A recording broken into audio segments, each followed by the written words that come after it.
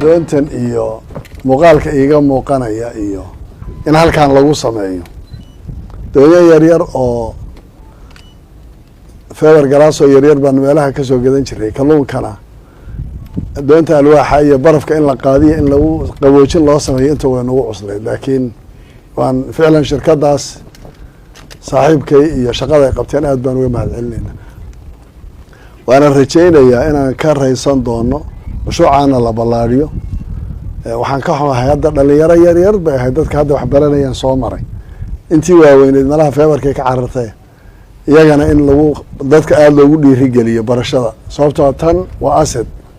oo waxaan u baahannahay meelo fog baa laga raadsanaya hadda waa dhawadan dooyo u baahanay cumaan iyaan ka hadlaynay laakiin hadda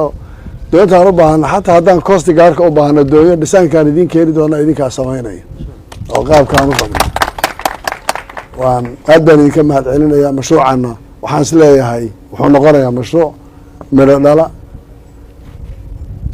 waxaan nahay dad qani ah oo xoola haysta haddana caydhka ah maanta baddeenna waxa ugu badan baa laga helaa laakiin waxaa nagu adag inaanu uga faa'iidaysana sida ay tahay waan rajaynayaa in mashruucan kalluumaysiga lagu daro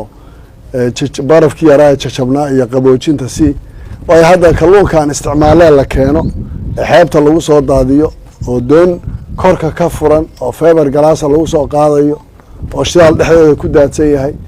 oo isagoo qaysay xeebta lagu soo tuur haddana xeebtii lagu sii gorgortamayo oo meel kale la dhigayo caafimaad darrada qayb ka tahay laakiin doontan oo kale maanta haddii xataa doonyo u shaqeeyaana badweynta la dhigo oo lagu soo ururiyo meeshii la doonana waa loo qaadi karaa marka aad baad ugu mahadsantihin shaqada allah idiin fudaydiyo dadaal intaa ka badan ha la sii sameeyo doonyaha waaweyn keliya ma xataa kuwa yararka ah ay qaadanayaan baxaaridu habeenkii oo kale iyo in iyagana aad ku dartaan hadda kuwa halkan yaallo oo kale